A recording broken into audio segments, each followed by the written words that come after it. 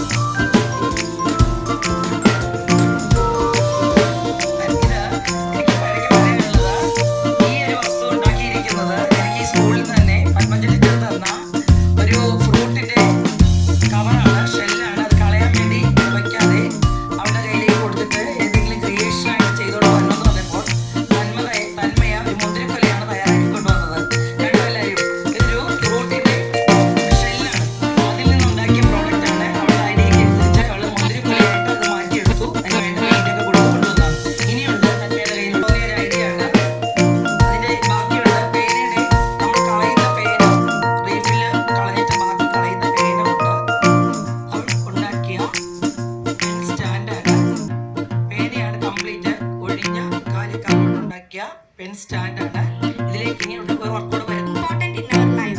Now let's give the information about the value of